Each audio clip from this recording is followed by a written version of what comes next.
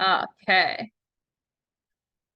So at the break, I'll go ahead and collect exam two. Hopefully everybody who wasn't here last week was able to get it via email. And today we have a lot to cover. I have many more show and tell visual aids than usual because this is where a lot of our archival stuff is, which is great. And then once we get through all the lecture, and for some reason, I don't know why I did this, but when I first created these, I created like 4 mini lectures that are the same length as a normal lecture. I don't know why, so we're gonna go through those. And when we get done with those, probably sometime after our break, you all are going to do your first paired activity with whoever your partner will be for the assessment report project. And you're gonna give each other a neuropsych test. So, and it's one that is used for research, so it's totally cool if you guys see everything on it. If you all ever have to take it, if heaven forbid something happens to you neuropsychologically, it won't be an issue. Alrighty. I'm gonna go ahead and just hide the captions so that I can use the ones on Google. When we get to probably the break or maybe the end of our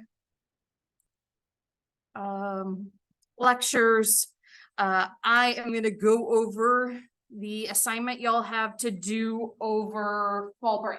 So it's not very hard. Hopefully you'll actually find it fun. And then the other thing to keep in mind is that you and your group should be working on the IRB. So we'll touch base on that too. All right, but first, let's go ahead and do a little activity. So if you have a piece of paper, you can use that. If you're typing, you can go ahead and do this on a Word doc or something like that. So kind of think of this in 2 columns. So in one column, you're going to think of 3 people you would characterize as intelligent. You're not going to have to share this with anyone. So if you want it to be people you know, roll with that. And underneath those people's names, write the qualities of these people that makes you think of them as intelligent. And if you can be behavioral, how do you observe that they're intelligent? And I'll make a little like mock-up over here. So you're gonna have intelligent and essentially why or what makes them intelligent.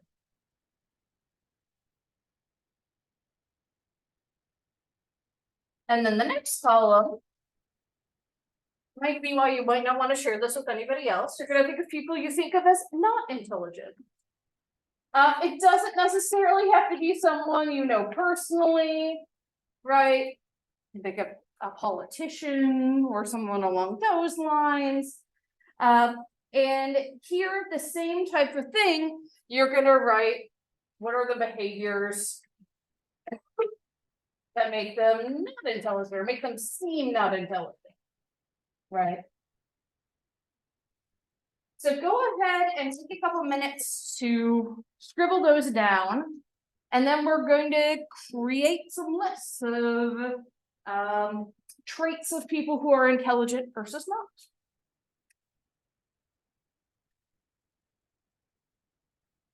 So this is going to be intelligent behavior and not intelligent behavior.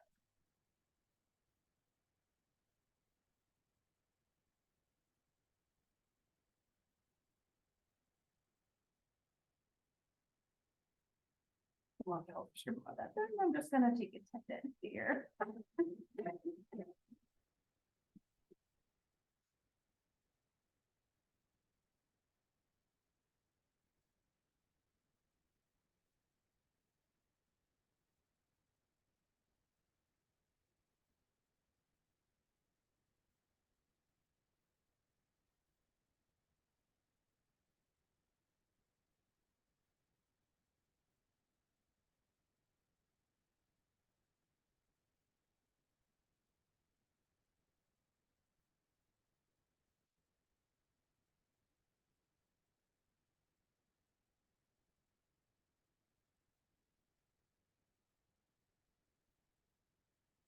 Okie dokie, so you can keep working on them if you're still working on them, but who has an example for a behavior that makes someone seem intelligent?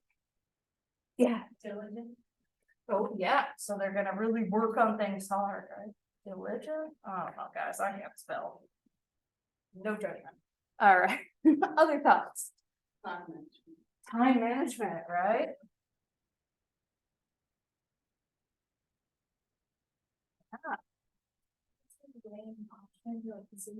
Oh, yeah.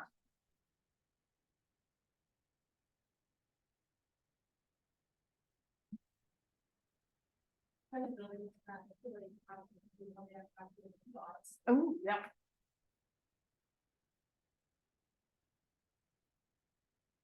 Yeah, they're thinking stuff through. They're not just kind of spitting stuff out, right?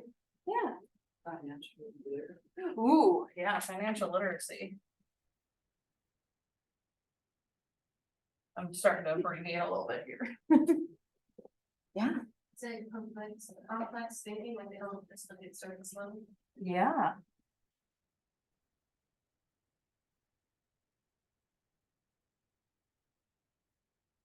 Anybody else? This is a good list. Alrighty, well, what are some behaviors that make us think people are not intelligent? Yeah. Oh, yeah.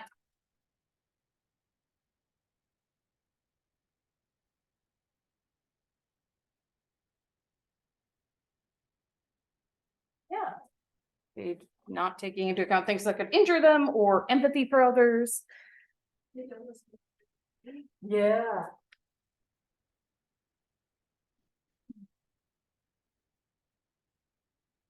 Although sometimes really smart people do that, right? Because they think that they're above it.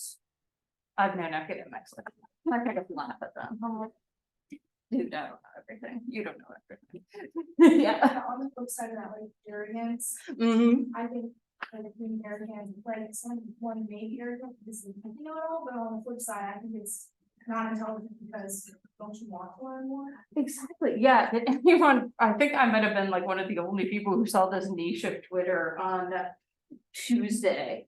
Where there were people who were like, tomorrow they're doing a test of the emergency alert system. And what that's gonna do is activate the chip that was put in everybody when they were vaccinated, and everybody's gonna turn into zombies. Like I told multiple people about this, what the hell are you talking about? It's like, dude, I saw it all over Twitter, I don't know what part of Twitter I'm following.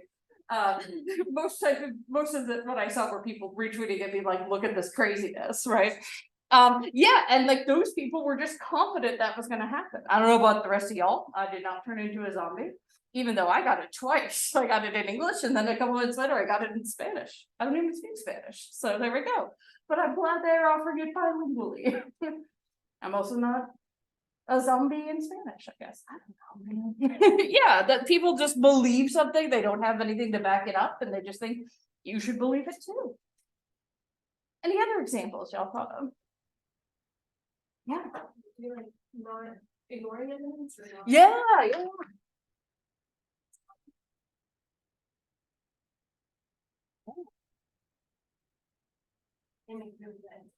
Yeah.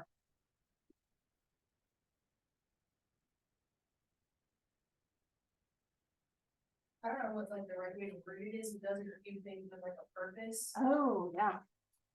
So, yeah. Non-purposeful, maybe? I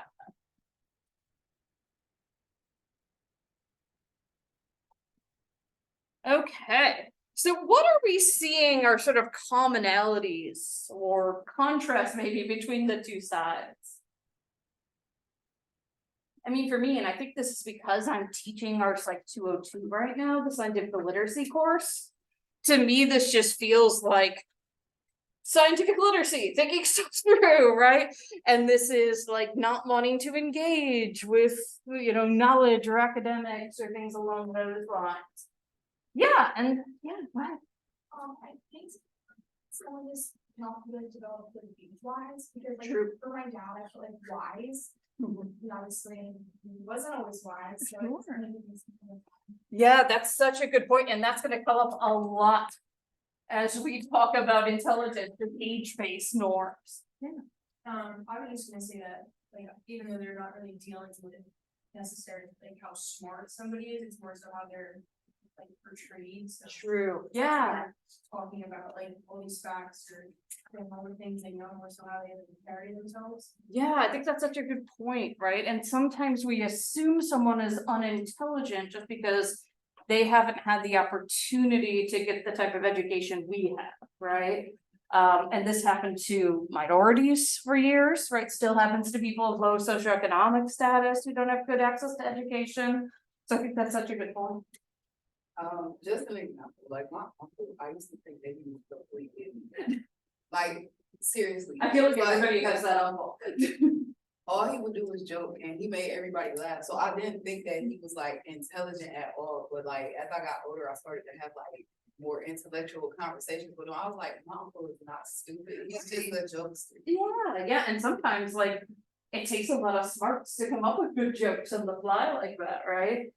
My favorite is so once upon a time I was on the committee for a queer film festival for the area, and we had like these big plans. We were gonna get Jonathan Groff to come, and we were gonna show The Normal Heart, and like somehow that wasn't working out, so we started like joking, you know, like, well, what if we showed Frozen, right? He said Frozen, and someone else was like, I don't know if that's related, and I was like, conceal, don't feel.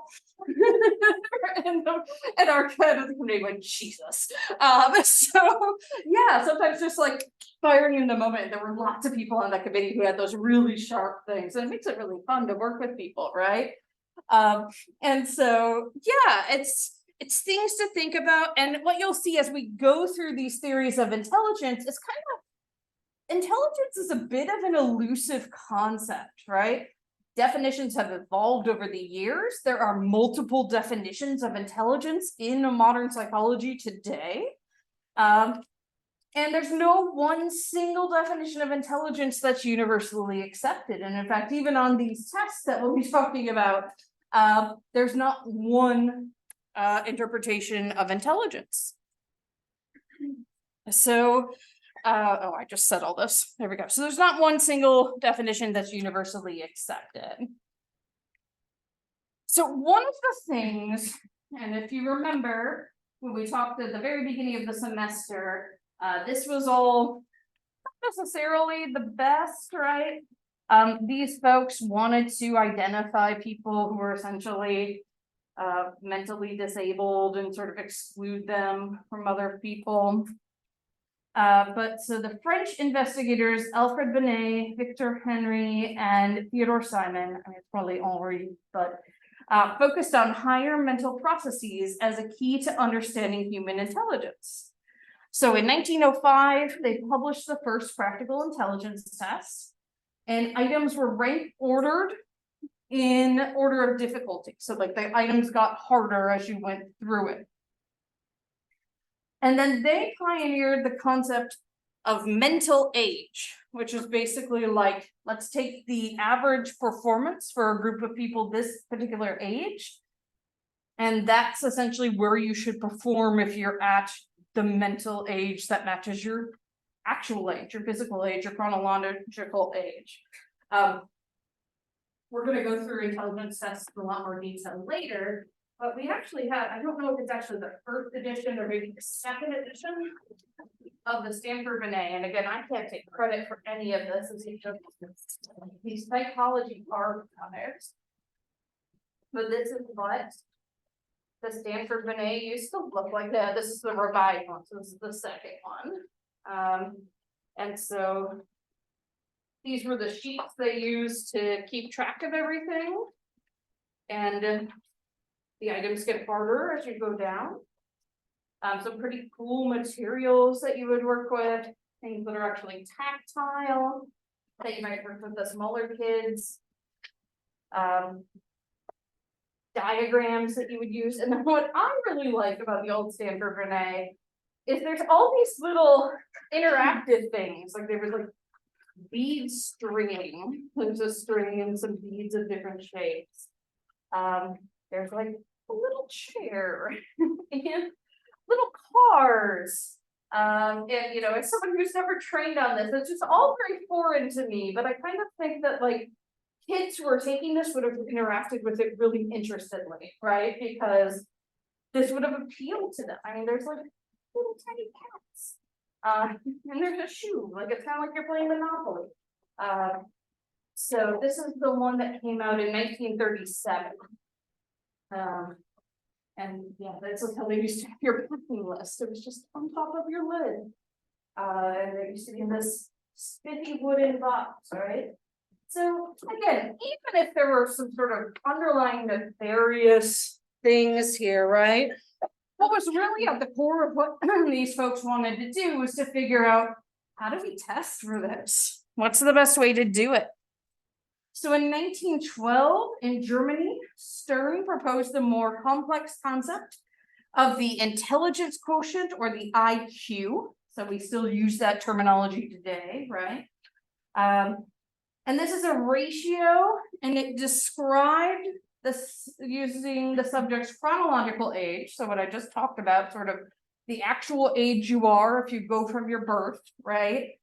And compared it to the mental age to provide a numerical score with which you could interpret the subject's intelligence, and therefore whether they were advanced, average, or slow. And I'm putting those in giant scare quotes because it's not terminology we use today.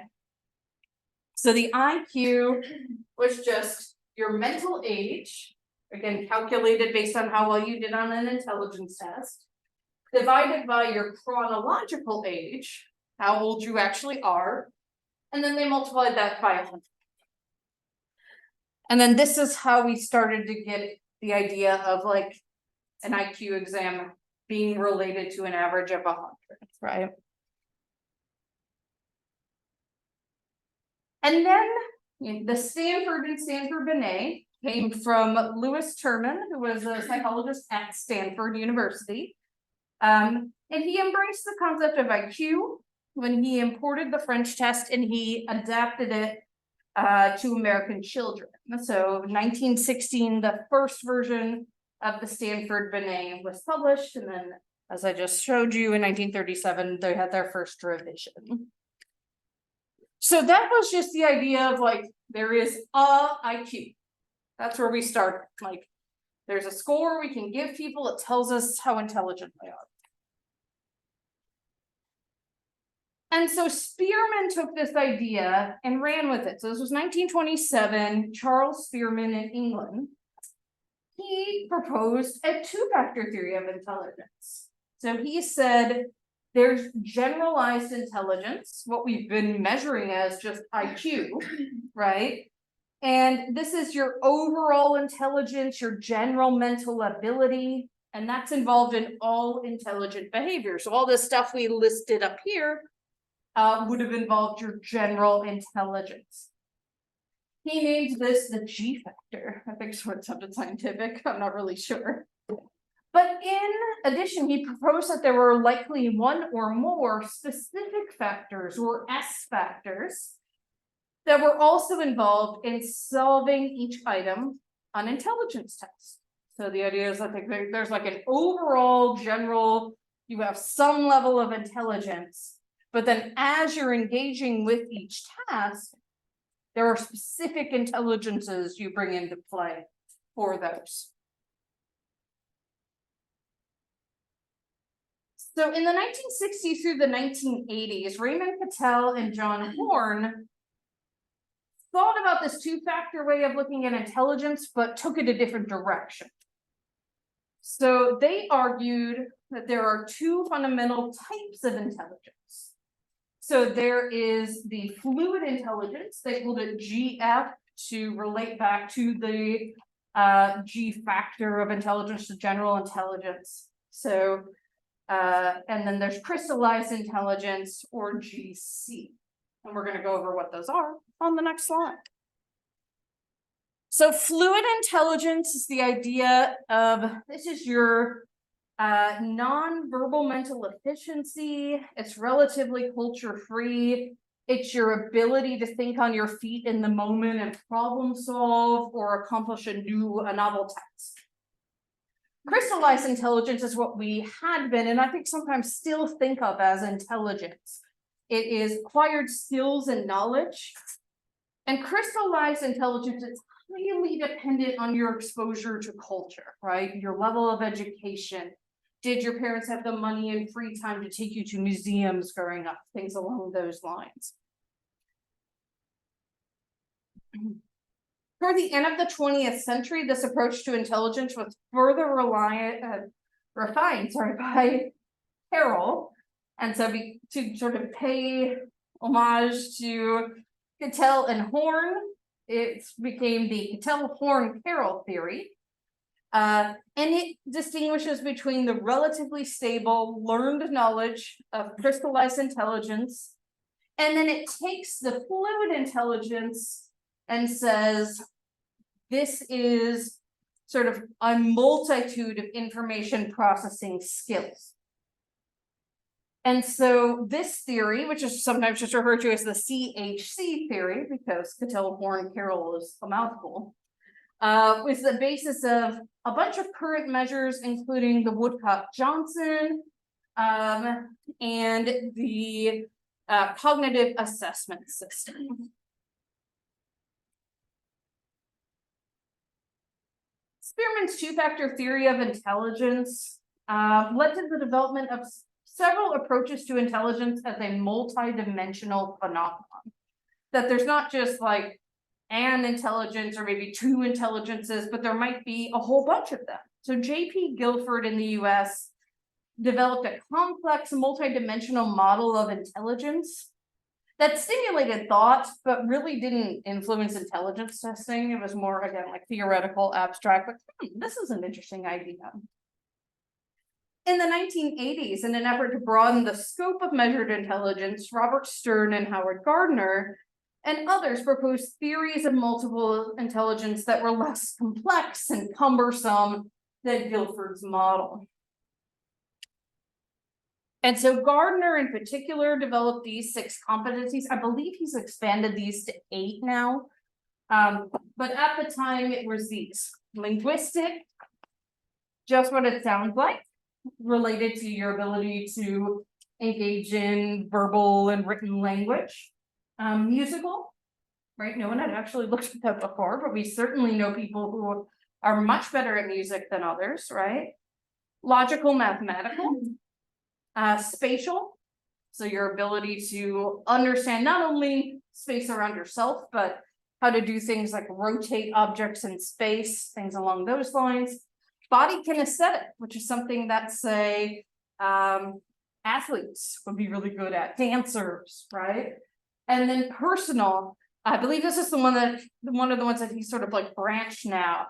But at the time, this sort of meant interpersonal, like your interactions with others, and now I think there's both interpersonal, so sort of emotional intelligence, your ability to interact with others, but there's also intrapersonal, sort of your ability to understand yourself. And so again, this is a theory that's still around. As far as I know, no one is like going around testing musical intelligence, unless you sort of think of like auditions, right? But it certainly broadens the idea of intelligence beyond just academics, which is what we typically think of. Here we go. This is his new version. All right, so there's also there's intrapersonal.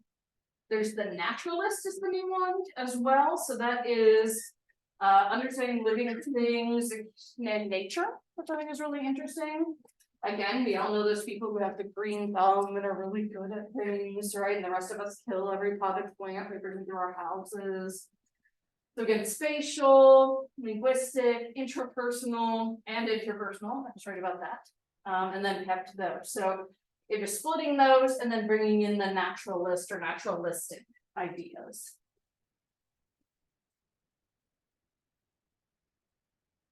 So David Wexler was a psychologist who worked with adults. And the vast majority of intelligence tests at that point had really been developed to work with children. And so he was really interested in statistical advances in particular. And so he drew from many an existing test from adults to develop a new model for intelligence assessment in particular. So he drew from things we've already talked about, like the Army Alpha and the Army Beta, the Coase block design, the Healy picture completion, and others. And so we'll see some of those as we go through things today. Based on that, his initial test, the Wechsler-Bellevue Intelligence Scale, back in 1939, yielded 3 scores. So there was the full scale IQ, again, sort of like the general IQ, that G factor. There was a verbal IQ, again, sort of think like the Army Alpha or the linguistic intelligence. And then a performance or non-verbal IQ, more the Army Beta, that type of thing. And then this became the model for not only the Wechsler intelligence scales, which are really the gold standard that's used primarily by folks today, but also a lot of other intelligence assessments for both children and adults. In the more recent Wechsler revisions, the idea of verbal and performance IQ has been like further divided into 4 scales that they created based on factor analytic studies. And we'll go into those in more detail when we get to our whole little mini lecture on Wechslers. Beginning about the 70s, as computing became something we thought more about, we came up with this information processing model of intelligence. We often think about human intelligence based on the technology we have available to us. And so as we started to create computers, we thought, what if the human brain is like a computer? And so information processing models of intelligence focus on the ways individuals represent and process information.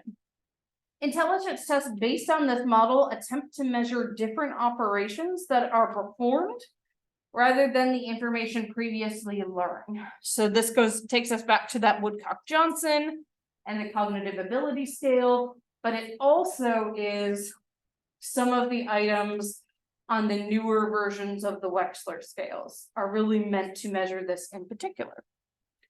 So in summary, how do we define intelligence? Lots of different ways, right? So the complex construct of intelligence has been defined in many different ways, and it's been operationalized in many different ways by many different types of measures or tests. Some of these theories have been more influential than others, and each furthers our approach to our understanding. All righty, so now I'm going to move to our lecture about the Wechsler scales. And before I do that, I realized I brought in every version of the Wechsler but the most recent ones. I'm just going to go grab that out of my office and I'll be right back.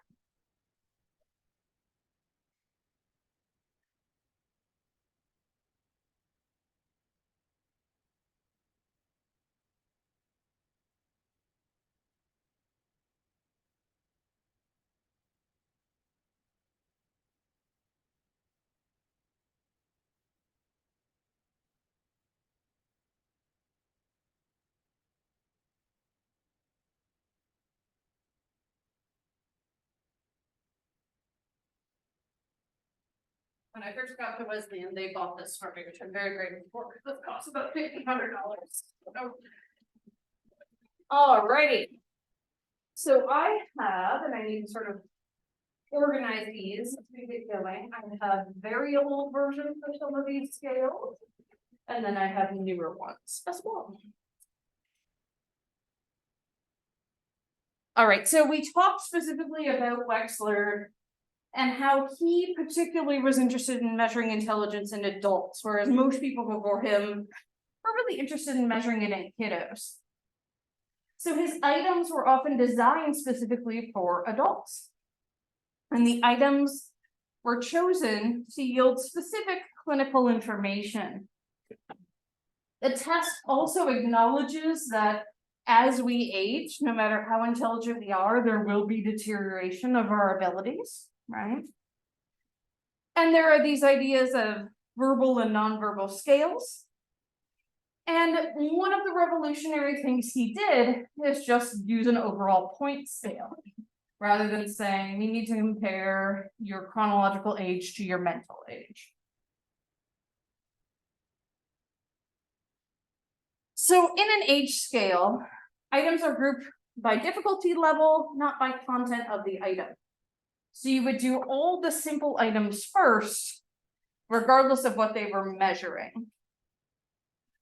In a point scale, like the Wechsler scales, the items each have credits, and items can be grouped by content rather than age difficulty level. So for example, you can put all vocabulary questions together rather than scattered throughout the different age levels as it was on the original Binet test.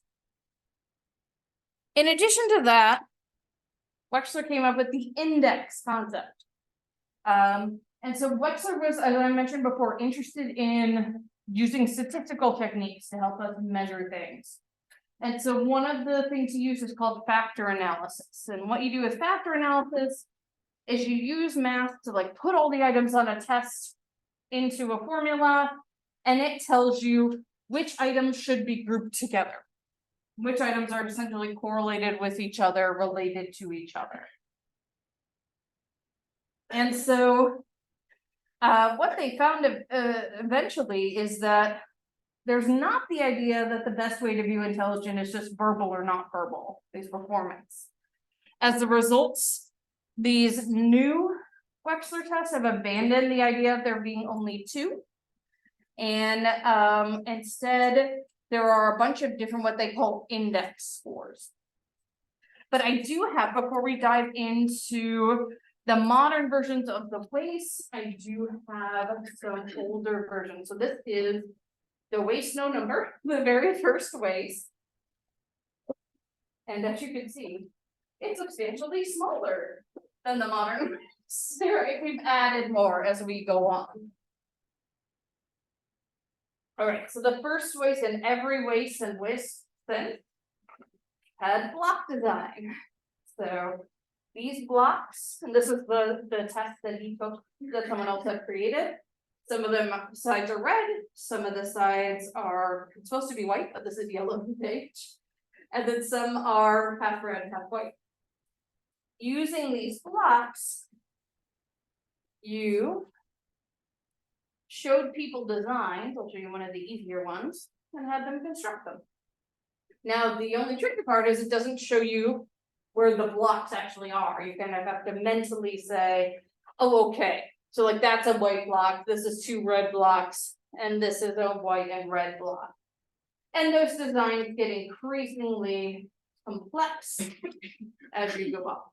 One of the things we've done, and one of the reasons why this is substantially bigger, is made these a lot bigger for people with visual issues, right? There were also tests of things like picture completion. So the idea here is you show a picture and then the person would say what's missing.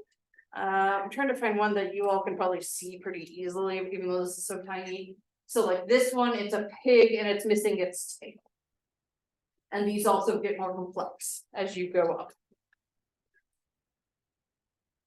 Let me see. Picture arrangement.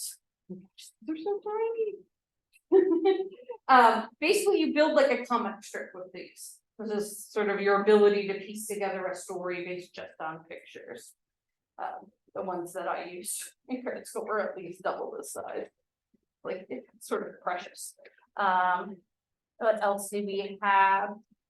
We had digit symbol coding. And then these were the scoring sheets at that point in time. We'll see as we go through, they got much more complex. There's always been a manual that helps guide you through it. And gives you directions for administering the test. And tells you exactly what to say. Which is really helpful. Some other things, object assembly, and this is actually a more modern object assembly. This was a real pain in the butt test to give. So you would lay out these pieces and they had to put them together as a puzzle. But why it's a pain in the butt for the examiner is like, there's a precise diagram that shows you exactly where you have to lay out each piece. It's the one subtest of the WACE 3, which is what I was originally trained on, that I've only ever given once. I gave it when I was learning to give it, I gave it to my husband, now husband, then boyfriend. And when I started actually giving them my neuropsych assessment person was like, we don't need to give off this, like. And I was like, hallelujah, all right. And so again, you can see it was very compact, but got at a lot of those things. There were sections on vocabulary, other verbal things, and we looked at a lot of the nonverbal things. No matter what era of WACE, it's always a little bit of a challenge to put it together. All right, but now we'll start talking about the WACE 3. And the reason I still talk about the WACE 3, even though it's pretty outdated now, is because it differed so fundamentally in the theoretical foundation, even though we used it as late as like 2009. That I think it's so important to contrast it with the WACE 4. And so most of the time, let me see, I think this is the width. Yeah. Most of the time when you buy these, you buy them with the fancy briefcase or bag. At the time that I bought this one, it was like another $300. And I was like, oh, I bought, that's fine. But this was what I used when I was training. You get the fancy briefcase, walk down the whole image, right? It just felt really funny. By this point, they had upgraded the manual to one of the more ingenious designs I've ever seen. It comes your block, and then you just have it standing and you flip through it while you're moving. And so direct, anything in blue is what you read to the participant. So I'll be asking you to do a number of things today, like giving some word definitions and solving a few number problems. You will find some of these tests easy, where others may be more difficult. Also, most people don't answer every question correctly or finish every item, but please give your best effort on all the items. And so these are the verbal subtests from the WACE 3. And these are the performance subtests. And I'm going to give you examples of each of these. So, but I'm going to go in test order rather than verbal versus performance order. So the first thing you do on the WACE 3, or did, no one gives it anymore, is picture completion. As you can see, we upgraded the stimulus booklet. You don't have to squint as much now. And same philosophy as before. You say, I'm going to show you some pictures in which there's some important part missing. Look at each picture and tell me what is missing. And so here you'd be like, it's the tooth of the comb, right? There are some tests, like sample questions you do so they get it.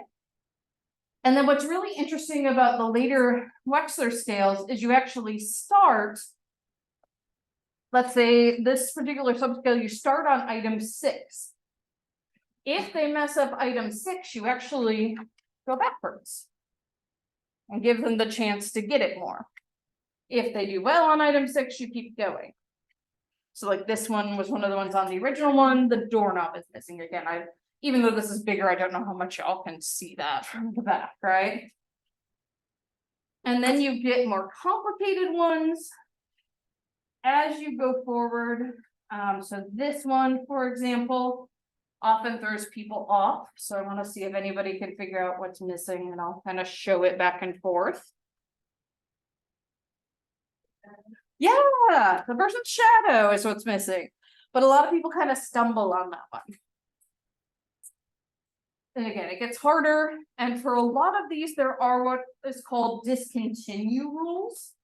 So if the person messes up a bunch in a row, you don't keep torturing them by doing it. So if this, on this particular test, if they get 5, they just don't get it, you stop. You don't give them the harder ones. All right, so vocabulary, one of those verbal subtests is the next thing you gave on the WASE 3.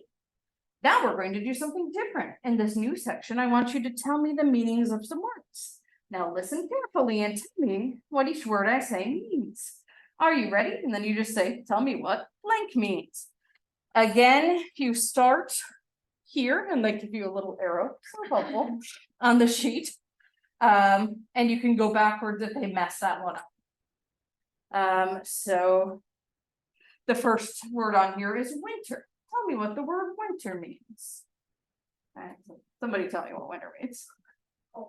Cold, okay. So if you say cold, then I say, can you tell me more?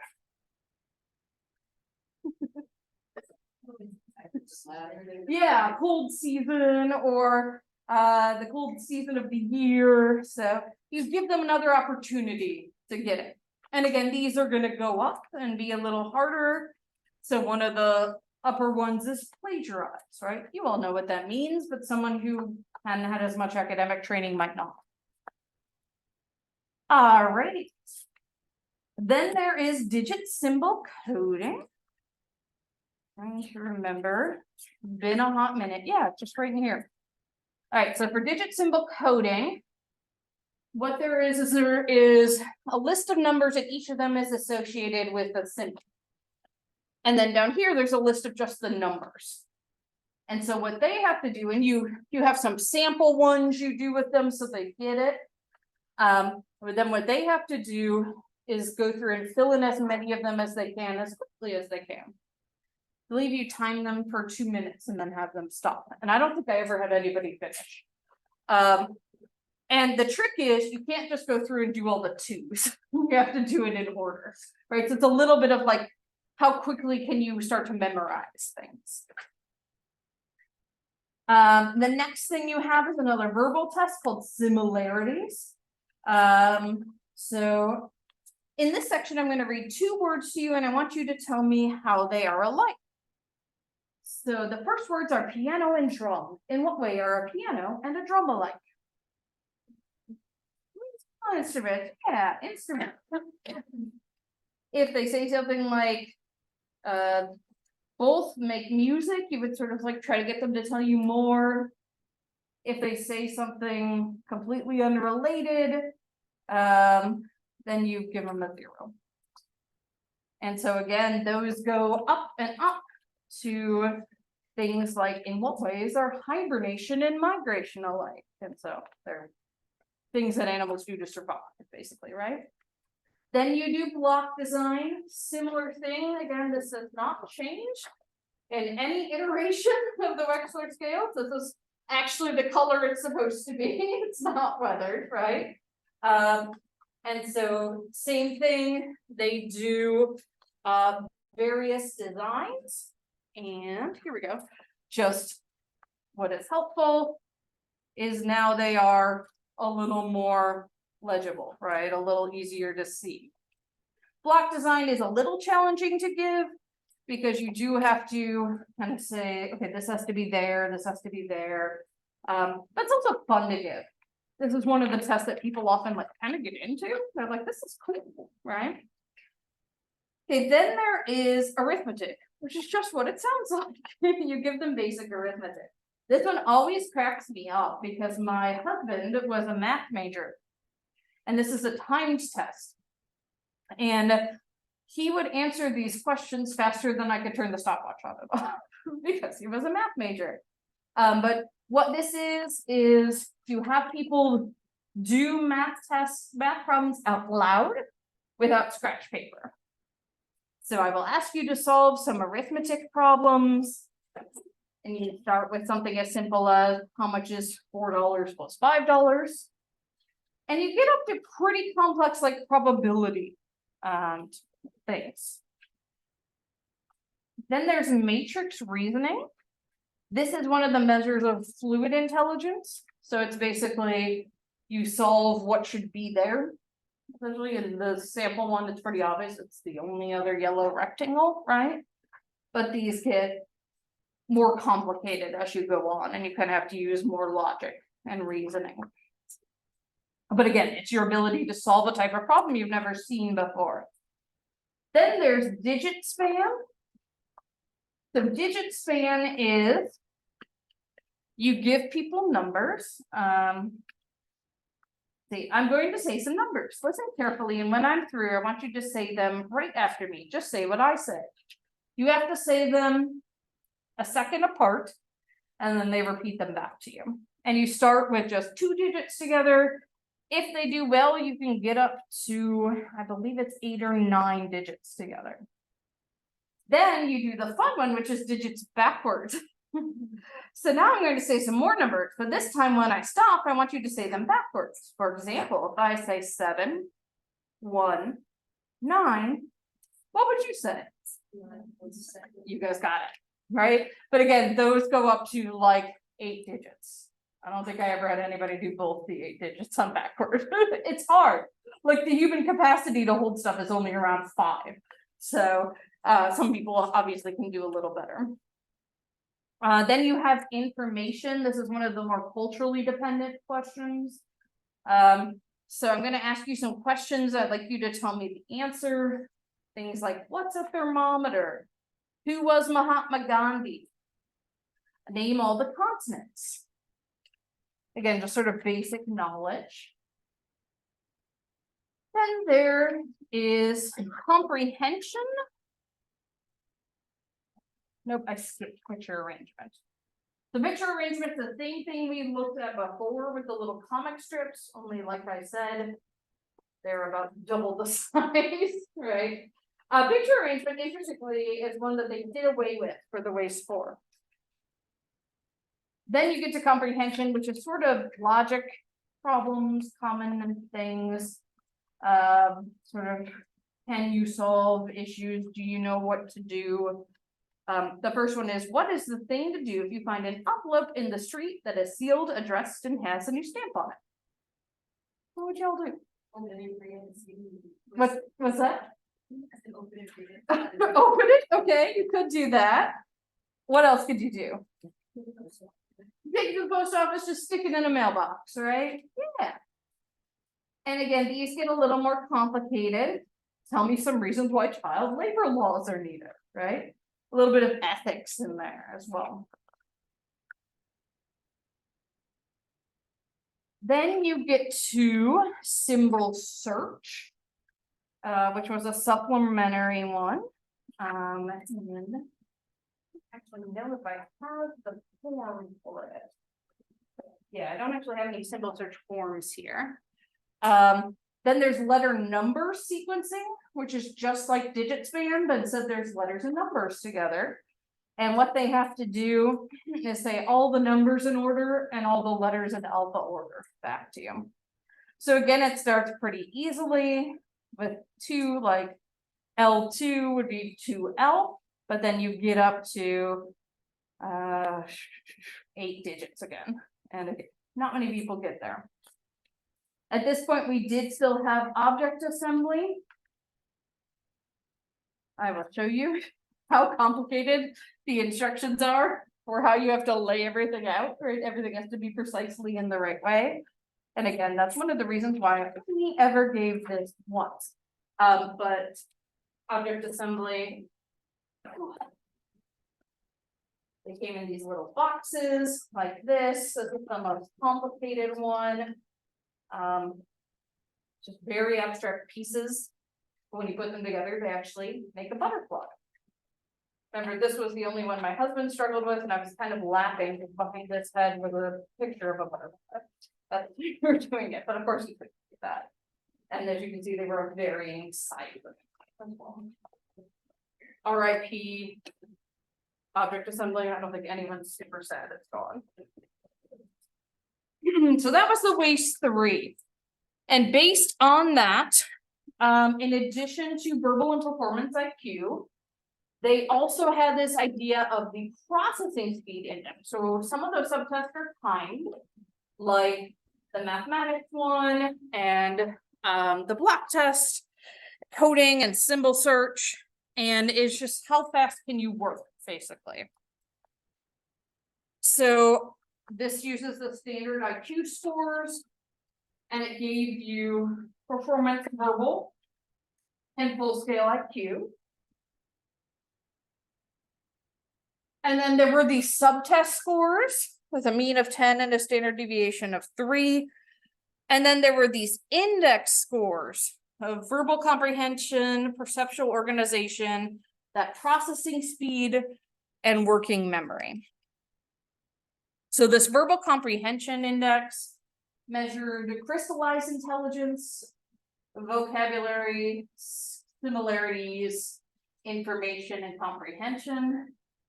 They took out arithmetic and digit span. Those are considered verbal subscales, but those are more attention and processing speed related. Perceptual was more related to fluid intelligence and had picture completion, box design, and matrix reasoning. Working memory was the digit span and arithmetic. And then processing speed was all the time test. I don't know why I had 2 slides about processing speed there. So you can interpret things in very different ways, but these should be only used to generate hypotheses. Something really interesting that was still sort of hanging around when I initially learned the WAIS was like, there was some idea that your score on this intelligence test could be related to personality, which is like, we all immediately discarded that. Right? No, we have personality tests if we want to know about personality, right? Oh gosh, that ended up weird on Google Slides. So for the WAIS 3, there were almost 2,500 adults in 13 age groups. They were stratified according to gender, race, education, and geographical region based on the 1995 census. Had good reliabilities, small standard errors of the mean, and really good validity coefficients and related to the child version of the test. That's the WISC. So once we got to the WAIS 4, switch some stuff out here. People who do a lot of intelligence and neuroscience testing can build their arms just carrying these things. They switched a lot of stuff up. And again, this is why I wanted to talk about this change, even though it's sort of ancient now. But this is where we said no more verbal IQ, no more performance IQ. Instead, we kind of took those 4 index scales and made those more important. So the verbal comprehension, perceptual reasoning, working memory, and processing speed. They also rearranged the test, so anything that was optional to give was at the end. So then it was really easy. You could give a shortened version of the test with only the required tests and be done in like 45 minutes when WAIS typically takes about an hour and a half to give. And they added new items, new coding, new scoring. They added new administration instructions. Again, RIP object assembly. And they came up with some new subtests, cancellation, visual puzzles, and figure weights. The last 2 are really measures of fluid intelligence, as they started to emphasize that a little bit more here. So the goals of when they revised this was to update the theoretical foundations to be consistent with modern theoretical ideas about intelligence, to increase developmental appropriateness, so realizing like this has to go from 18 until 90, right? So how do we get that range? To make it more user-friendly for the administrator as well as the person taking it. To enhance the clinical utility for making diagnoses about things like brain issues. And to make the reliability and validity even better. So we still have these subtests, similarities, vocab, information. And now they make comprehension a supplemental or optional one. Here is how the packing list has updated. Very fancy now. And again, still have the simplest yet best invention ever of just the little stand for here. And it's just like small ingenious things that make it so much easier for you. And again, everything you say to the person is still in blue. You actually start now with block design, which is good because you get people like really engaged right away, because most people like doing block design. One of the things they did is make the booklets even larger. Again, part of the accessibility, right? And so now when you're looking at the block design images. Yeah, those are some of the 4 ones. There we go. That's the same one we looked at before. Right, it's much larger, much easier to see. Just easier to handle as well. So first you do block design. And then you go on to similarities, which is one of these core tests. Similarities is the same, how are this and this alike? They just changed some of the items. One of the things they did is add more difficult items, because it was sort of capping out for very intelligent people, folks like yourselves, right? So that's one of the things that they did with this. For the, oh gosh, perceptual reasoning, perceptual reasoning. I like to use abbreviations, then I don't remember what they stand for. We've got block design, matrix reasoning, and then visual puzzles that we'll talk about. Picture completion is still here as a supplemental scale, and then figure weights, really interestingly, for some reason, they only validated it on people from 16 to 69. I don't know why, maybe they just couldn't get enough people over 69 to validate it on. But that's something as well. And I'm gonna go through all these subtests in order here. Working memory, we've still got digit span and arithmetic, and letter number sequencing. Again, they only validated on this smaller window of folks. And then we have symbol search and coding, and a new subtest called cancellation. So similarities, as I mentioned, is the same. Just more, takes me more to look through it. Digit span is the same. I do not believe they added any items here, because again, people, it's the exact same length. People can only do so far on this.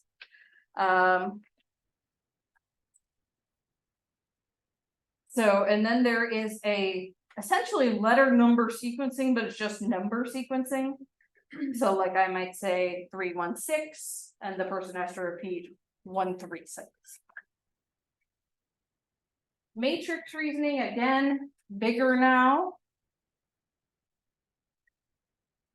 So much easier for the person to see and to use those. Again, they added items to it.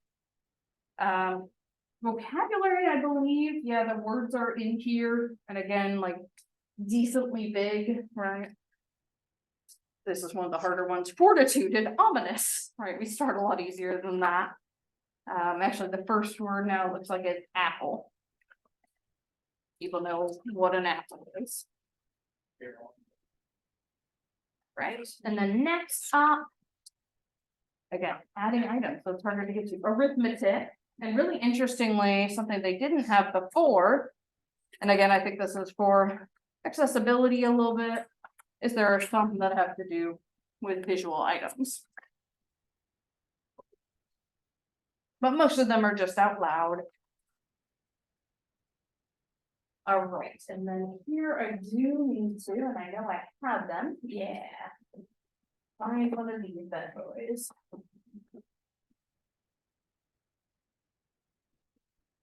I don't know, because I can never find the other one. Oh, you know what, I can probably just look it up in the packet. Okay, so this is cancellation, actually, not signature. They gave you more packets. That's one of the only problems, is now you have more things to juggle. But this is symbol search. So what you do on symbol search is there in the gray over here are 2 symbols, and then you just have to say, basically cross off the symbol if either of them is there. It doesn't have to be both, or cross off the no if neither of them are there. So this is in addition to sort of like processing. This is also a test of executive functioning. Like, can you acknowledge sometimes something isn't there, right? That can be really hard for people who have certain types of brain injuries. And this is very similar to the coding, where it's like there's a whole bunch of them. You give them 2 minutes and they get as far as they can. And again, they were more of these sort of non-verbal tests, entered here. Visual puzzles. Again, more things to juggle, makes it that much more fun and challenging. I always say giving an intelligence test is more of an intelligence test than taking it.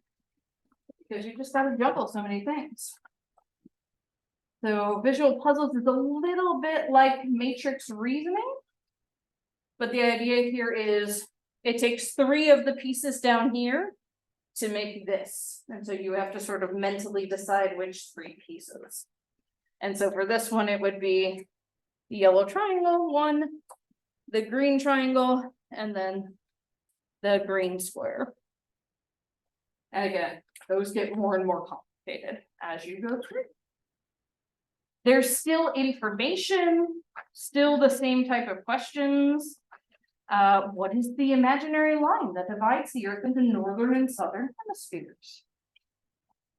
The equator, right? Simple stuff like that, up until much more complicated stuff. Then there is the digit symbol coding hasn't changed. So that's still there. There's letter number sequencing still. Figure weights is one of those new nonverbal tests. So you give them a hypothetical scale and say, okay, in order for the scale to balance, what would you put on the other side? So again, this is one of the easier ones. Red square, you'd put a red square, right? As you can imagine, these get increasingly complex, where it sort of becomes like a visual algebra problem. And again, it's fluid intelligence. Can you figure out a new type of task in the moment? There's still comprehension. We still start with the stamp question. Some of the newer items here. Why do some people think it's important to save endangered animals? Why is freedom of the press important in a democracy? You know, some politicians who need to answer that question. That's what it says at the aisle. Then you get to the cancellation that I was talking about. So here, I'm gonna make sure I read the directions out loud, because this one's a little complicated. So look at these shapes. This shape, point to the red square. It actually says that in parentheses, is a red square. And this shape, point to the yellow triangle, is a yellow triangle. Now look at this. I'm gonna show, ooh, there's all these different ones. It has squares and triangles, but some of them are a different color. I'm going to look at the shapes in the row and draw a line through each red square and yellow triangle. I'm not going to draw a line through anything else. So if there's a yellow square, you don't draw a line through it. If there's a red triangle, you don't draw a line through it. So then you have them practice. And if they don't get it, there's another practice. And then when they open it up, similar to coding and cancellation, the other ones that I'm blanking on the name of, you have the time them and see how far they get. Picture completion is now the last. And again, only major difference here is we've gone from that teeny tiny little notebook all the way up to some really big pictures that are much easier to see. Right, and again, added items. So this one, the pouring water is what's missing. And again, the last, I'm gonna say like 5 or 6 of those tests are optional. So you can give a much shorter version of the test, which can be your benefit if you have someone who has a hard time sitting for a long time, if you're doing it more as a screener, right? Or if they have attention issues, right? So the IQ score is now only the full scale IQ. You do have these subtest scores that we had before, and those index scores do use the 100 with the standard deviation of 15, just like IQ, but it's not considered like verbal IQ anymore. It's a verbal comprehension index, so it's different. Here we go. And so they increased the number of people. They had 13 age groups, all the way up to 90. They were stratified according to gender, race, education, and geographical region based on the 2005 census that came out, I think, in 2008 or 2009. Very high reliabilities, even for the subtests, which is impressive, right? Because some of those are fairly short. Inter-scorer reliability becomes really important here, right? If I give the test and my friend who works at the Naval Hospital in San Diego gives a test, we should get about the same score for the same person, right? So that's really important. Small standard error of the mean, and very good validity with the children's version. So again, we've got these scores, and what happened was, again, Wechsler started with adult tests because he was interested in adults. But then once people realized how good these were, they said, can we get this for kids, right? And so, and also I think, I mean, you pay for these, right? So I think the Wechsler family realized we can make more money, right? If we can make a children's version. And so what was really interesting is they started with just the whisk, very similar. This poor box, just dying. So this one had picture arrangements. Tony block designing picture completion. It had object assembly. And it had a lot of similar things. It just would start with a much easier items. And I'm trying to find the directions piece of it. Here we go. And so it would just, and then, you know, your various ways of stopping or going backwards would be more accessible. There's slightly different subscales. So one was just called general information. What's the thing to do when you cut your finger? Put a Band-Aid on it, right? And then analogies, things like how is a plum like a peach? They're both fruit, right? And vocabulary, simpler words like bicycle or nail. But had a lot of the same subtests, was based on the same philosophy, I guess you could say, as the original weights. Then somewhere along the way, I'm not actually sure when, they started updating the weights first. Or the WISC first, sorry, the children's version first. So when the WAIS 4 came out, the WISC 4 had already been out for a couple of years and had some of the same advances. So the WISC 4 had various things like just this really quicker.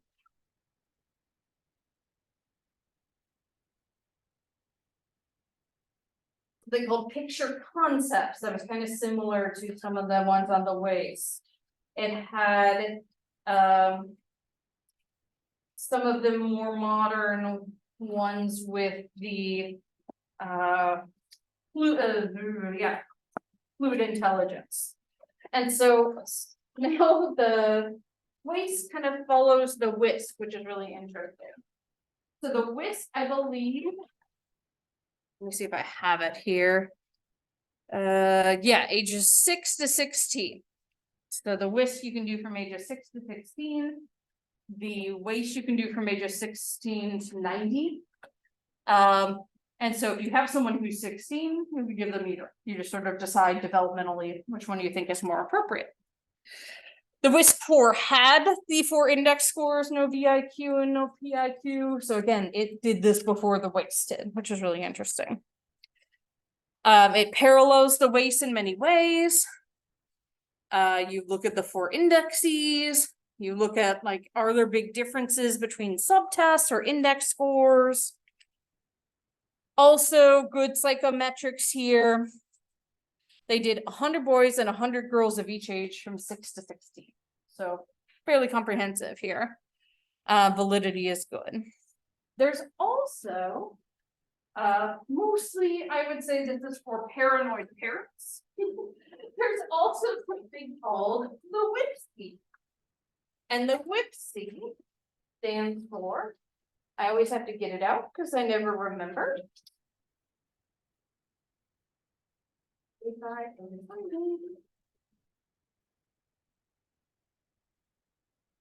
The Wechsler Preschool and Primary Scale of Intelligence. So this is used for children ages 2 years, 6 months to 7 years, 3 months.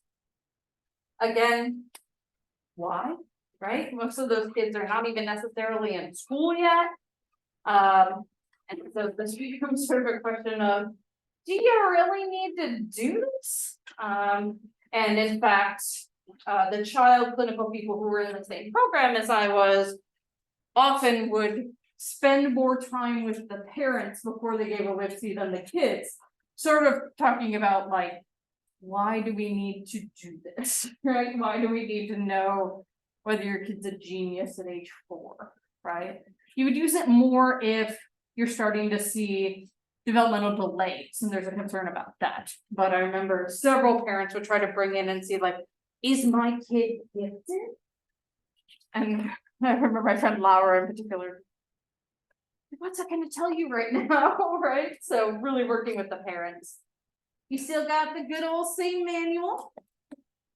Subtests here are gonna be a little bit different because you have kiddos who are a little bit younger. You still do block design. That's on every version. The interesting thing here is that the ages might differ a little bit for the subtests. You would give block design to kids only if they were age 4 and above. Really interesting. Information here is something like, show me your nose, touch it. How old are you? What is this figure called, right? So they're very much age appropriate. There is a matrix reasoning, and these poor stimulus books were the sad victims of a leaking air conditioner at some point, so they're not in the best shape. But you know, here is a matrix reasoning. So instead of being abstract shape, it's like, okay, a fish lives in a bowl. Where might a dog live? In a doghouse, right? Vocabulary gonna be stuff like car, or what is a shoe, right? Again, like much more simple than others as well. But it gets more complicated as you go on.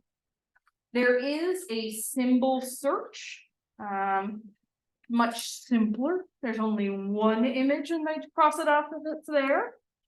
And since these kiddos can't read, there is no. I was like, what did they do? Never given a WIPSI. I'm not a child psychopathologist. There is a version of coding. There is a version of comprehension, like what could happen if you touch a hot stove? Important stuff for kiddos to know, right? But it gets more abstract, like why do we stand in line? Then there are picture completion as well. They are in. So that's picture concepts. There is a picture concepts. The picture completion is in this book. And this one will be fairly simple.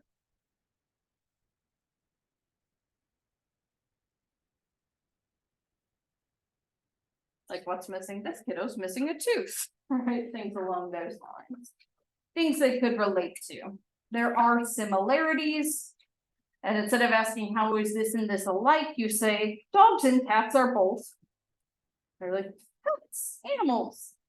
Ears and noses are both face. There are, subtests that you give only for the younger kiddos. So the 2 and 3-year-olds basically, where you do things like say, show me the cup, show me the painting. You do a slightly different version of block design. Tell me the names of some animals, tell me the name of a vegetable. These are the kiddos that you would give those picture concepts to, and this is the only place where object assembly still lives. Because it kind of makes sense to have kiddos this young put together puzzle. So, again, is it something that's given a lot? No. Can it potentially be helpful? Sure. Right? Does that mean that we should be intelligence testing every kid we come across? No, right?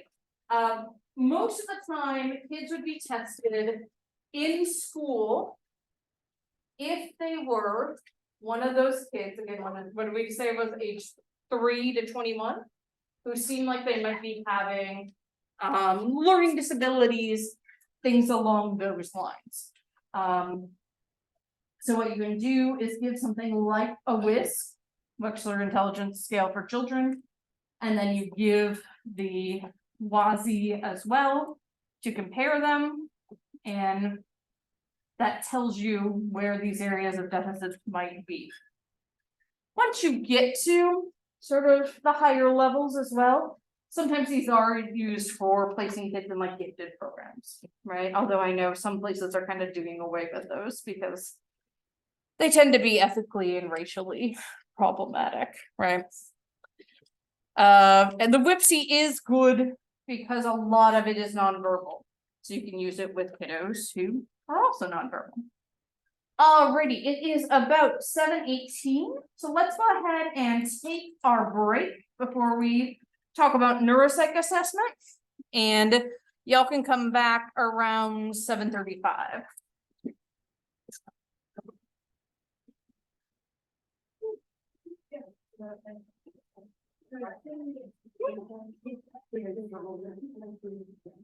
Oh yeah, and if you have your test too, we can just start a file. Sure.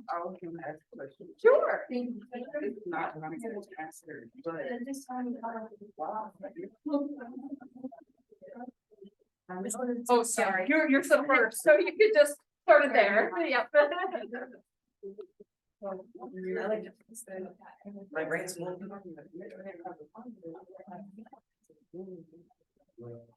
But then I looked it up. It didn't have. Oh, yeah, someone else talked to me about that. It's okay if you use either version of either just the N or the N minus one.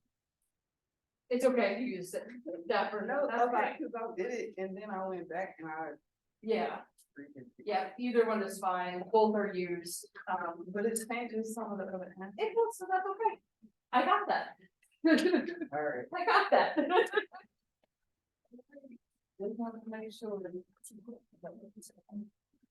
Oh, okay, I have the parents. I think I'll. the problems, Yeah. yeah. More of those, maybe, so. Yeah, people who were not here last week worked, so. There you go. There you go.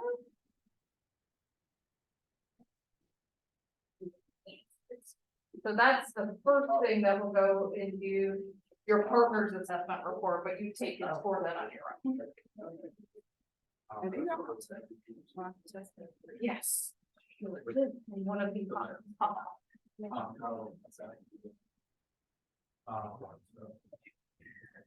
There you go. Thank you. You're welcome.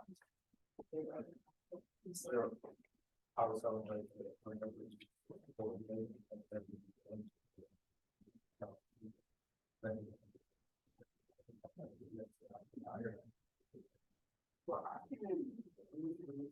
I can.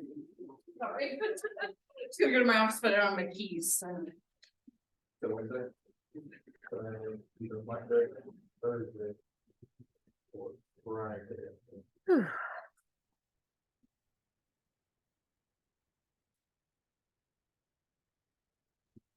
Well, you said, don't you, right? I thought Yeah. maybe that- And that would, I bet I'd be fall for it. We don't necessarily have to be the person. Cafeteria? Like, that's a bit though, right? I was about to go over here. It is so cold in here. I know, yeah, no, the only reason I'm That's not why I cold left- is because I hold all this stuff, so I'm still getting over sweating. That's why I left off to try to warm up, because my nose was literally over here running. For the first day, I think, when I came, it was really hot. It's freezing. Yeah, I believe it.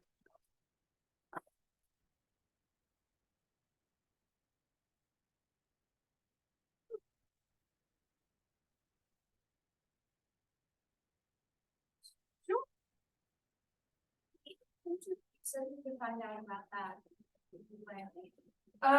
Hopefully soon, I'm waiting for Dr. Martorell to give feedback on people, and then I'm gonna go.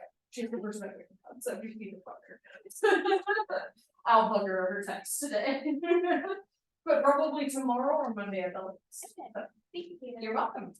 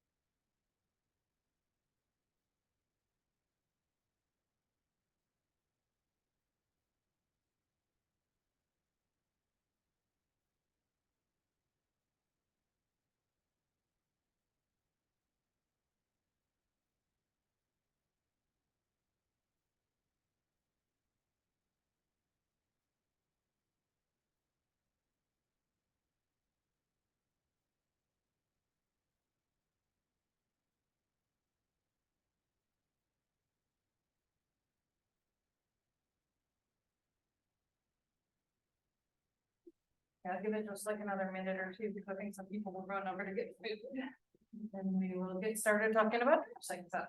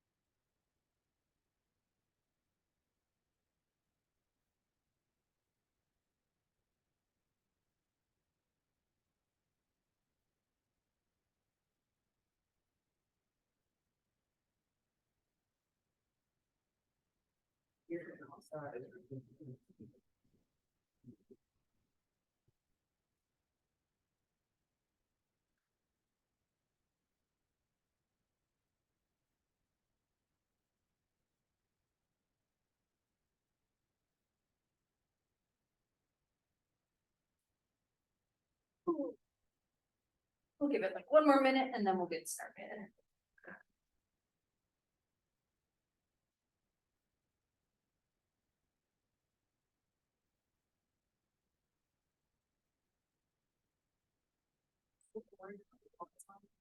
What's that?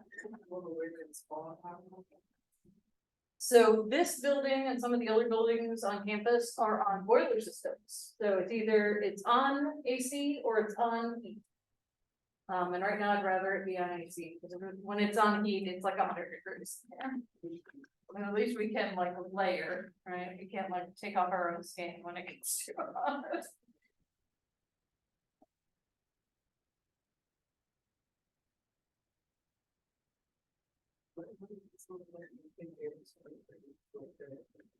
It would be nice. It'd be really nice if the AC worked at all in my office. It works, but like vaguely. My office is just, it doesn't matter the season it's hot. It's in the winter. I'm not joking. I teach January term every year and I always have my window wide open. Otherwise I can't stand to be in there. The desk will be hot to the touch when I walk in.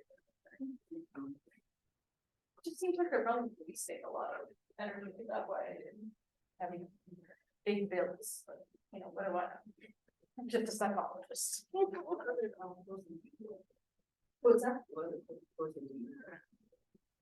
Do I personally teach? I have a list of about 12 courses in particular. So this semester I'm teaching clinical neuropsych. I'm teaching the intro to gender, women, and sexuality studies course, and I'm teaching our scientific literacy course. But like I teach clinical, gender, I teach our internship course. So did you work with Dr. Casey?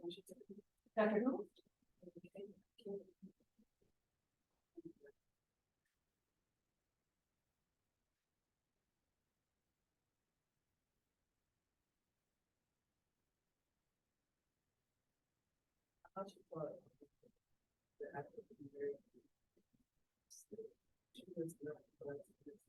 Oh, Dr. Casey? Yeah, she was actually my best friend, so I was very sad she left, but very glad for her. She's in a place where she's being appreciated a lot more. What's that? She's doing good. Yeah, I just actually talked to her last night, so she's doing good. Yeah. Yes, if anyone has your test and you want to bring it on up here, you can. Oh, perfect, and yeah, if you have old homeworks or new homeworks. Alrighty, we'll go ahead and get started. Other people will trickle back in. So the rest of the time, what we're gonna do is do this little lecture on neuropsych assessment. And then we will have you all pair up and give each other a neuropsych assessment, which you have fun doing. So neuropsych assessment, like other types of assessment, has been around for much longer than we expect. So observations of behavioral changes following head injuries have been found in 5,000-year-old Egyptian medical documents. So people have been thinking about this for a long time. In World War I, we started to get interested in brain trauma because of the shelling and whatnot. We had a lot of folks who were experiencing that. And then since the 1950s, we started to realize that the same type of brain injury could affect different people in different ways. More recently, imaging devices like MRIs, CAT scans have added to our knowledge base, but assessment is still very important because it helps us to understand the brain behavior relationships. So, okay, you have a brain injury or you had a stroke in this area. What does that mean you can and can't do now? So what is neuropsychological assessment? As a diagnostic tool, which is primarily how I used it when I was trained, it's used to identify the root of a condition and the extent of brain damage. So how much is the brain damage affecting what you're able to do or not do? But then what you can do is use it to measure the change in an individual's functioning. So their cognitive ability, movement ability, reaction time, memory. And in fact, the assessment you'll give each other today is called the repeatable battery of neuropsychological symptoms. And it specifically makes you can test people more than once and see how they're doing. You also might use it to compare their changes in cognitive or functional status to others, either others who have similar injuries or others within that same normative group. And to provide specific rehabilitation treatment and planning guidelines for families and individuals. Okay, this person has X problems, so I'm recommending speech therapy, I'm recommending occupational therapy, right? And to provide specific guidelines for educational planning in schools. So everything we just talked about for the past 2 weeks in terms of intelligence assessment, but also learning-based assessments can be used as part of a neuropsychological assessment. So there's a couple different ways of approaching neuropsychological assessment. One is called the fixed battery approach, and it involves, here is a battery, here are a group of tests I'm going to give. I'm going to give the same test to every single person. And it's rigid, it's standardized, and all individuals who need any kind of assessment will get the same set of tests. And so a couple examples here, the Laurier, Nebraska neuropsychological battery and the Halstead Raitan. Just like with our intelligence tests, these are named after the people who designed them initially.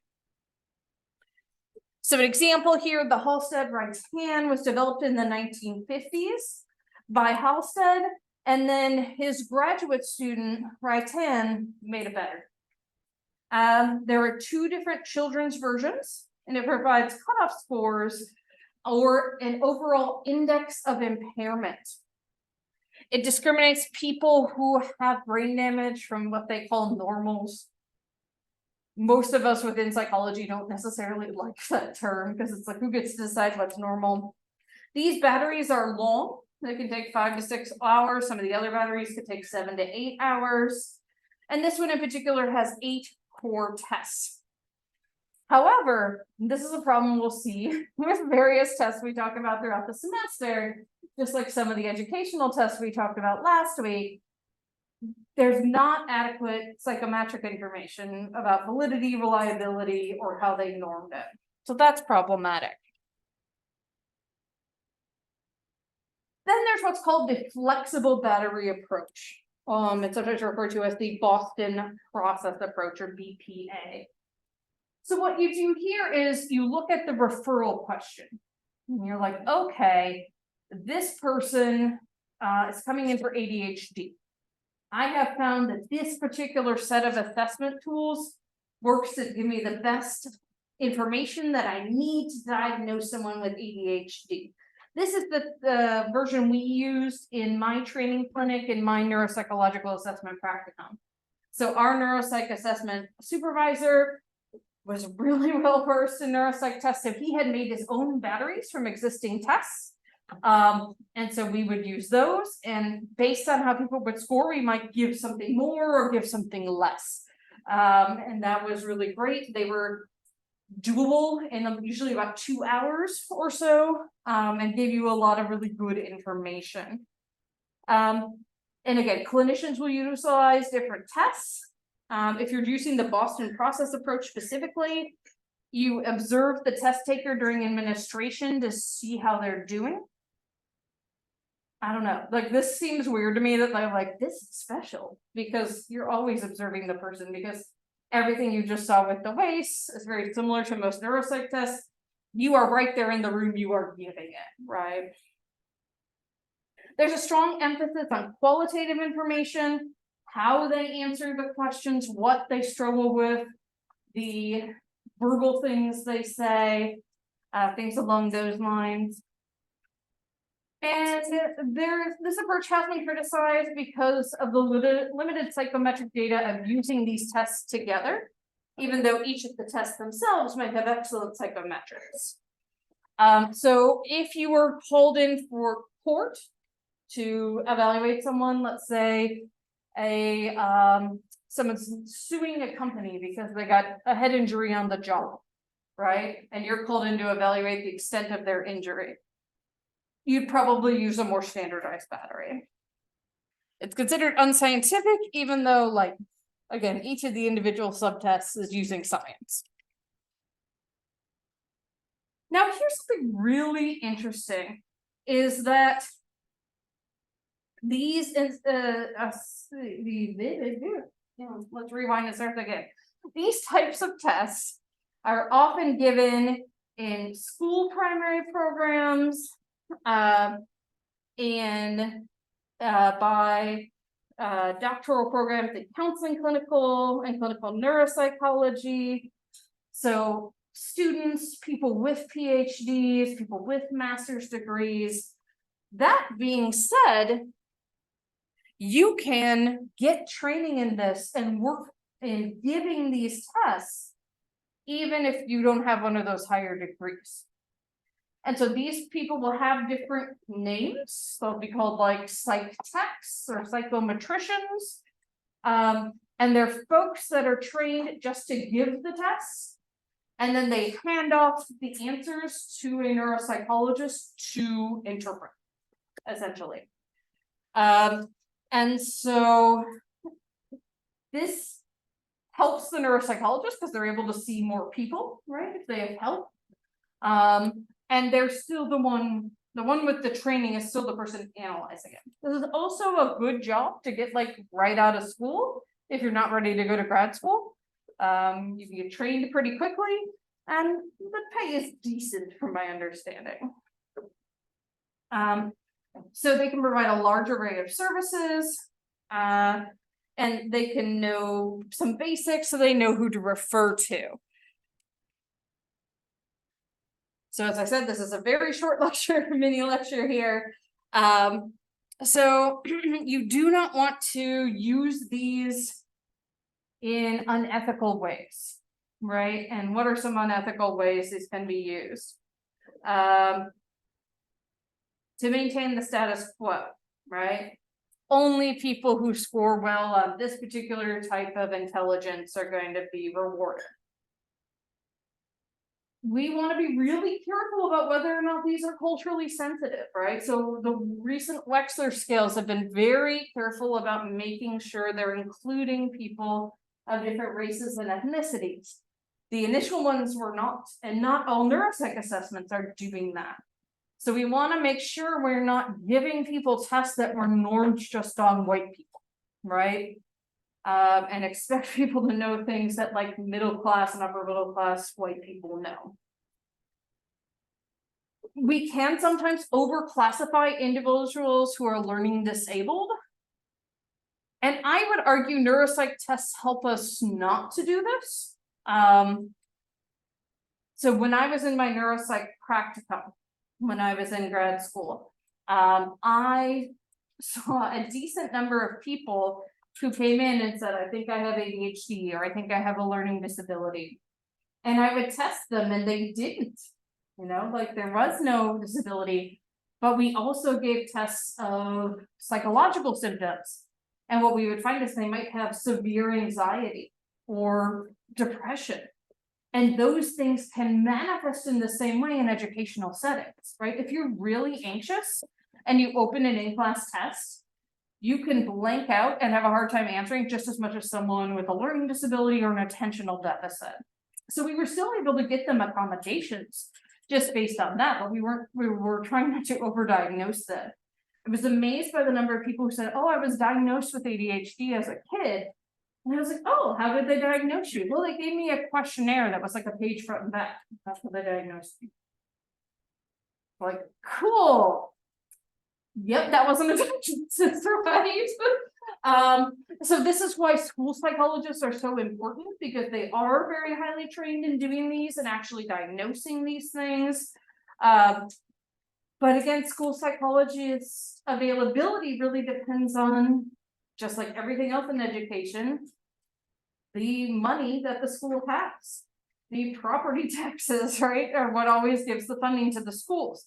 So for example, in Chesapeake, where Dr. Moore's wife works, and she's the one who donated a lot of the materials I have, they have, I want to say she said like 7 different child psychologists, school psychologists who work at the various schools. I know someone in Western Virginia who she's the only school psychologist for the entire county. Right, so she's handling all the elementary, middle, and high schools for that county. Right, so it really has to do with the resources available, and you can be on really long wait lists to get assessed. Yeah. I don't ever would bother being a psychologist in my school's plan. Yeah, and it is a change to have more of them now, but yeah, there are probably places that still don't have it, right? And so then, if you want to get your kid tested, like, the law says the government's supposed to pay for it, right? But then you still have to find someone who can do it. And like, depending on where you live, if you live in a rural area in particular, there might not be anybody for 100 miles who even does this, right? So there can be huge barriers to getting access to these things. Yeah, the school counselors at our school, like, literally just go to the disabled. Yeah, well, and see, that's a really interesting thing is, so school psychologists are different from school counselors, are different from guidance counselors, but people tend to lump them together. So school psychologists, their primary job is this assessment. So they're giving WISCs and various other neuropsych assessments all day. A school counselor, yeah, they help you with your schedule. You might go to them if you get in trouble, right? And a lot of those folks might have a master's degree, but if you want to be a guidance counselor, Well, guidance. yeah, vast majority of the time, any of you in this room, as soon as you graduate, could just be a guidance counselor if someone hires you. What is their? They, yeah, exactly what you said, they help you with your schedule, they're there to support you. Yeah, exactly, except they have less training. So usually people who are like old school counselors get at least a master's degree, but like guidance counselors typically have a bachelor's, which like you all are intelligent people, but you don't have specific counseling training, right? Because you have to get into a more specific program for that. People who are school psychologists typically have masters or often PhDs, and are really trained to give these tests. And so like people think, oh, I want to be a school psychologist because I want to help the kids. But in fact, you are helping, but not in the way you think, right? You're not actually going to be like doing therapy. You're going to be giving these types of tests. So yeah, that's a really good point that these terms kind of get conflated, right? Yeah. Do they have an online training? Good question, no. And so that became a struggle during the pandemic. So one of the first webinars I attended during the pandemic was like, how do you do assessment remotely? Can you do it remotely? People were literally like mailing or messaging things to people, or trying to give assessments over Zoom, right? Yeah, there aren't online versions. In fact, any online IQ test you might see is not going to be scientifically based, right? So yeah, that was a real struggle during COVID. A lot of kids just weren't getting diagnosed that probably needed to be, right? And I just can't imagine like being a kid who has undiagnosed ADHD and then like you're supposed to attend class 7 hours a day on your computer. Like, how on earth did anyone think that would work, right? And I know some schools, especially in like Virginia Beach, did it really well. I have a friend who was a Virginia Beach teacher at that point. Like a lot of folks, she's no longer a teacher. A lot of teachers have quit, but they only did, I want to say like a couple hours a week, like maybe like a half hour a day online, and then like the kids were supposed to work on their own. Because they just recognized she had first graders, they just weren't gonna be able to sit there all day, but I know other places did have them sit there all day, right? Yeah, I think. The ramifications of the pandemic on the educational system are gonna be seen for years to come. I mean, just y'all, I know, like, my students told me, Dr. Mars, you're usually really engaging, but like over the screen, I couldn't pay attention to you, and I'm like, I get it. Right, I get it, because I had to teach remotely the first year, because I have 4 risk factors for COVID, so I couldn't be around anybody until I got my vaccine. So yeah, I think that we haven't addressed really, and what the implications of that going forward are.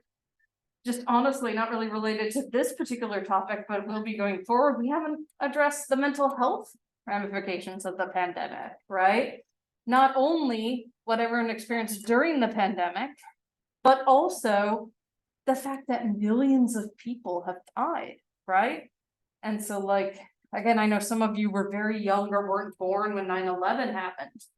And I don't want to minimize it, but like 5,000 people died that day, right? And like the country was in mourning for so long. And because it's been diffuse and because it's just statistics, like we haven't let it sink in how many people have passed away from COVID, right? And like, I think when that finally sinks in, we're gonna have a really hard time sort of managing our collective grief. And that's the psychologist in me. So I think that that'll be a big challenge for the field of psychology going forward, honestly, is like, how do we help not only individuals, but think about sort of like from a public health perspective, right? And acknowledge it and not try to ignore it or pretend we don't see it, right? And so I know that like our counselors here have made a lot of initiatives, like they have like a meditation corner and they're trying to do a lot of activities on campus to try to like connect with folks. And people are just doing the best they can. Yeah. I think, but I've spoken to people and seen people express the fact that the pandemic had changed them, like mentally, because we were so separated from everyone. Like they used to be like extroverted, and now they're like completely introverted, and they feel like they're socially awkward and have high anxiety levels now just being around people because we were supposed to stay away from people. Right.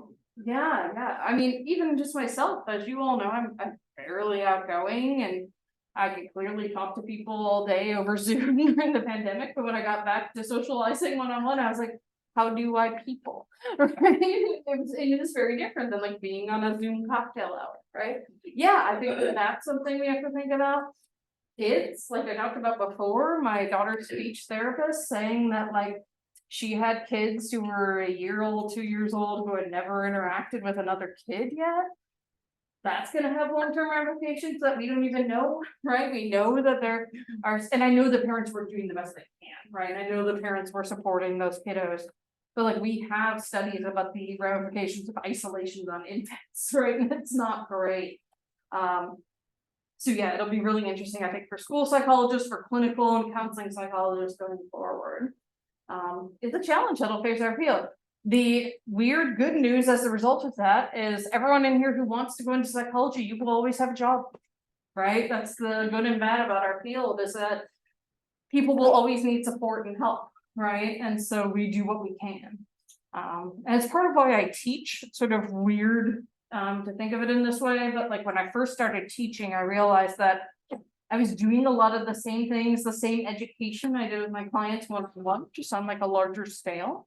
And so part of why I teach is like, if I can educate y'all and that helps you in some way, or that helps you help someone else in some way, right? Then like, I'm doing my job, right? I'm hopefully not just giving you knowledge, I'm giving you insight and skills and empathy, right?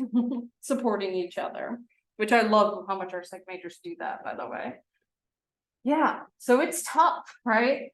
And we want to make sure as we're assessing people, we're aware of that, right? So if we're assessing emotional intelligence and we're assessing a kid who spent the first 3 years of their life in isolation, right? We probably need to take that into account, right? We need to be aware of social classes that got really changed, right? So a lot of people just there was no childcare, or what childcare there was, they couldn't afford. Right, and so a lot of people, one member of the family stayed home, because that was cheaper not to get their salary than to have to pay for childcare. And so then their income goes down, right? Maybe sometimes by half when that happens. And then we know that like mother's education level is one of the best proxies for socioeconomic status, right? And if moms had to stop going to school because of what happened, and again, they're now living in a single instead of double income household, what are the ramifications of that? And what are the ramifications of the craziness with student loans and, you know, cutting really important support programs, things along those lines. So anytime we're doing an assessment of any kind, honestly, but particularly when we're doing something that might declare someone as disabled, right, or unintelligent, we need to be really ethical and really careful and really aware of our own biases and making sure that we are giving that test the same way to anyone who walks in that door, regardless of speech ability, you know, race, ethnicity, socioeconomic status, things along those lines. Alrighty, so like I said, very short, like 8-slide lecture, but at least gives you a bit of an overview. Okay, so before we do our activity, I want to take a few minutes to make sure you all are prepared for fall break. Because there's a couple things that are going to happen there. One is over fall break, you're going to do an assignment, and the assignment is to take one of these free Myers-Briggs type personality assessments. And there's a chapter in your book related to this, so you can read that before or after you take it, depending on if you want to have some bias or not. These are related to workplace assessments. They're still used quite a bit for new employees or managers or things like that. Do not pay for your results. What I find is every time I teach this class, every 2 years, there's another site that all of a sudden they're trying to get you to pay for your results. If they just give you short results, that's fine. Do save them as a PDF or print them out, because you're going to exchange them with your assessment partner because they'll be part of that assessment. And as you see, there's 3 here. If for some reason these have now all become paid, if you just Google free Myers-Briggs, you'll find 5 probably. And so that's your assessment, is to just take it and have your results ready for your partner. Yeah. I've taken Myers-Briggs personality test. I've taken it twice, and I've got 2 different results. Is that supposed to happen? Okay, I'm trying not to give spoilers, but no, but it happens all the time. Okay. So my one spoiler I'll give you all, we'll talk about this a little bit after fall break, is the Myers-Briggs was created by 2 women who had no psychological training. They just liked Jung. They liked his theories. So that's all I'll give you. And we'll talk a little bit more about it after fall break. If you're really curious, you can Google Myers-Briggs Adam ruins everything, when he has a good little video about it that I usually show after fall break. Yeah, and so personality is not supposed to change, right? But unfortunately on the Myers-Briggs it does sometimes. All right, the other thing to be thinking about, and there we go, group project, is your IRB, right? And so we have that template that y'all can work on together. And I just realized I'm not sharing screen right now. There we go. We have that template that y'all could work on together. And then I have samples of the informed consent, the demographics, all that good stuff. And so really you all are just putting in the questionnaires you're using and, you know, the topic you're doing. And so that is due after fall break, or like it's technically over fall break, but whenever you get it to me between now and 2 weeks from now is fine. Because what I'm going to do is review it. If it looks good, I'm going to send it on to the IRB for review. It does take about 2 weeks sometimes for them to review it. And then, so like basically the sooner you get it to me, the sooner you're going to be able to collect data. So we'll talk about that afterwards as well. if you have been missing stuff for the past couple weeks, I know a bunch of people had to be out, I know everybody's been sick, I appreciate you not coming if you're sick. I do have copies of things that we did. So one of them, for example, last week that we did was. Well, what just stuff? Our first assessment that's gonna go in your assessment report, so I had folks do GRE questions, and then there's some sample answers for them. So if you didn't get those last week, they're here. No. So what you're gonna do with those is you're gonna exchange them with your partner for assessment. And they will go into their assessment report about you. Also, for anyone who missed our SPSS lecture, you didn't miss the technology, because the technology didn't want to work. But I have the how-tos for that, and I have the assignment for that.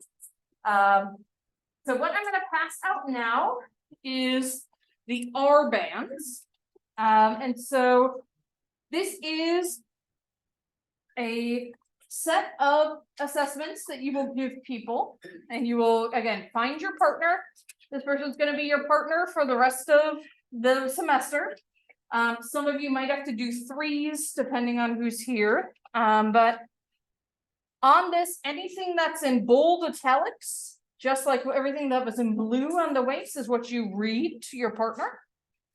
And so what you should do is one person should give their partner the whole thing, and then switch, and the other person gives your partner the whole thing.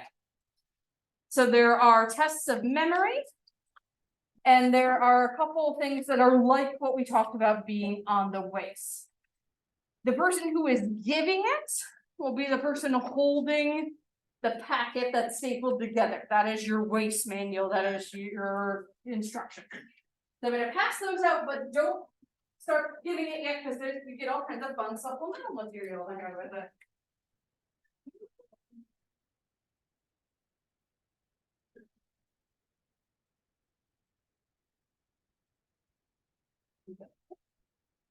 There you go. Alright, so. Oh.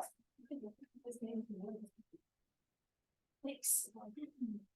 Alright, so next up, you're gonna have a couple different things related to the same thing. One is the figure they're going to copy, so their instructions for a figure copy.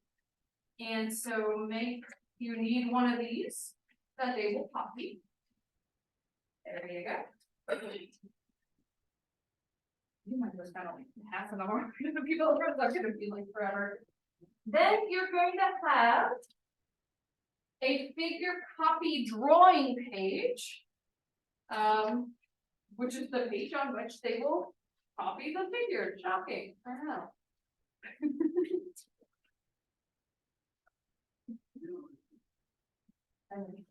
You don't mind having you around everybody over here, thank you. And then all the fun. You also have they're gonna have to try to remember the figure later. So you also have a page for them to do that, to draw it from memory. And then they're gonna do a version of coding. And so you have the page. Fine, passing that one around. Thank you, thank you, thank you. So if anyone's missing the figure recall, I feel like I have some extras of those. Figure recall. Oh. Yeah, there's 2 different ones. So there's, yeah. Yeah, so there's one that should say figure copy at the top, and there's one that should say figure recall. And then the blank ones. Yep, Okay. yeah, so there are 2 blank ones. All right. And then what I recommend is spacing out a little, because the first thing you do on this test is give a list of words to remember. And if everyone in the room is giving the same list at once, like if they pop any. So the classroom next door is open, you can go out like the social science lab, wherever you're comfy. I'm gonna stay in here. So if you have questions, if you get stuff, let me know. So basically, give one person the entire test, then switch. And I acknowledge that the person who's taking it second is gonna have some advantage, right, it's everything. But don't alternate, just because it's set up in such a way that it's timed for the memory. So give it all to one person, then switch who's getting it. And if you get confused or stuff, I'm gonna be in here on my computer with a glad to help out anyway.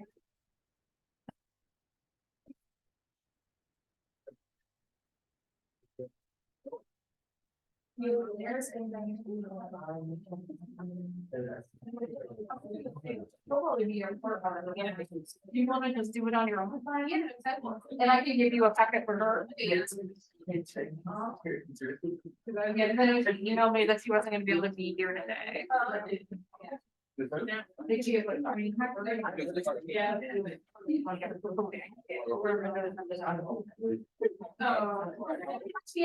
Copying sheet. Okay, I got those. Well, let me at least do this. Work from home, yeah, you can do the same one.